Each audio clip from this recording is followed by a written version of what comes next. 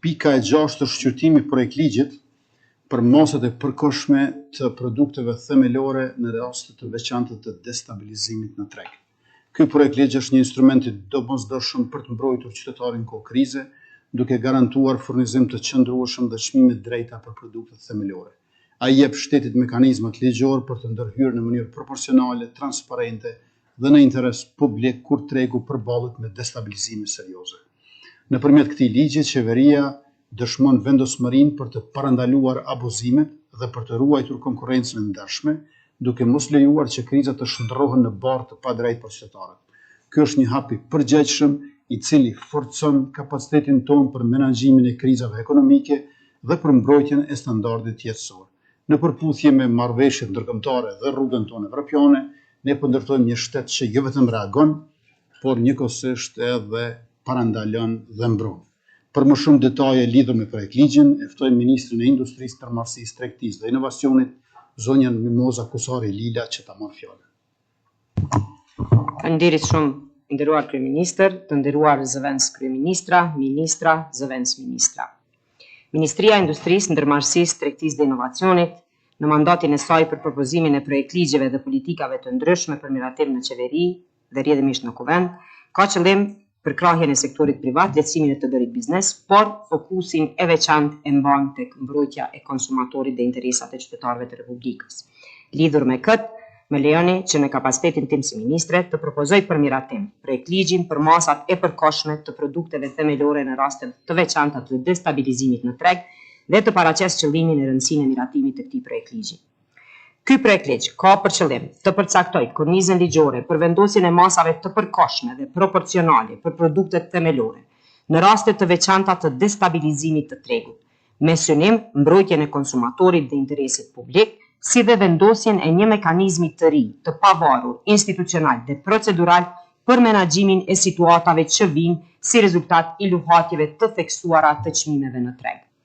Gjatë hartimit të këtij projekt ligji, pasi që ky është për herë të dytë duke ju prezantuar qeverisë dhe kuvendit, janë marrë në konsiderat rekomandimet nga gjykimi i gjykatës kushtetuese në lidhje me ligjin paraprak, i cili ishte konsideruar në papajtueshmëri me kushtetutën, konkretisht me nenet 7, 10 dhe 119 të kushtetutës. Ky projekt ligj ka marrë në konsiderat këto rekomandime dhe përcakton 2 lloje të masave të përkohshme: caktimin e marzhës tregtare për shitjen me shumicë dhe pakicë, si dhe caktimin e çmimit maksimal të lejuar për produktet bazë. Kjo për faktin se një numër i masave tjera të ligjit paraprak janë masa që bien drejt për drejt në kompetencën e mintit përmes ligjeve tashmë në fuqi. Ndërsa sa i përket vendimarrjes, për këto masa parashikohet themelimi i një bordi të pavarur për masat e përkohshme për rregullimin e çmimeve, i cili do të emërohet nga Kuvendi i Republikës dhe do t'i raportojë atij. Në projekt ligj janë përcaktuar edhe kushtet për emërimin e anëtarëve të bordit, kompetencat e tij, si dhe procesi i vendimarrjes.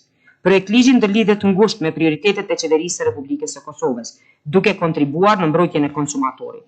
Hartimi i këtij akti ligjor është përfshirë gjithashtu në programin e projekt ligjeve për vitin 2026-2028, i cili është miratuar në mbledhjen e dytë të qeverisë së Republikës.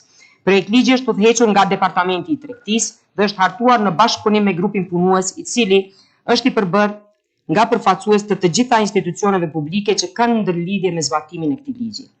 Po ashtu, gjatë procesit të hartimit është mbajtur një truezë konsultative, më përfaqësues nga organizatat që përfaqësojnë bizneset, shoqatat përkatëse që përfaqësojnë operatorët ekonomik të lidhur me produktet themelore, që janë subjekti i këtij projekt ligji, si dhe me përfaqësues të shoqatave për mbrojtjen e konsumatorit dhe shoqërinë civile. Andaj, për hartimin dhe finalizimin e këtij projekt ligji është kërkuar edhe shmangja e procedurave të konsultimit paraprak dhe publik bazuar në nenin 84 të rregullores numër 17/2024 për punën e qeverisë së Republikës së Kosovës. Si përfundim, projekt ligji për masat e përkohshme për produktet themelore përfaqëson një përgjigje të drejtë për drejtë ndaj aktgjykimit të gjykatës kushtetuese, por gjithashtu edhe një kërkesë dhe një domosdoshmëri për mbrojtje të interesave të qytetarëve, duke krijuar një bazë të qartë ligjore e cila garanton proporcionalitet dhe përkohshmëri me fokus në mbrojtjen e konsumatorit dhe interesit publik.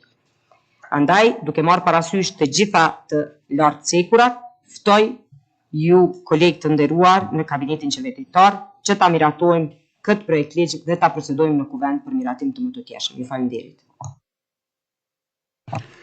Faleminderit Ministre Kusari Lilja, edhe fjalën dikush për diskutim.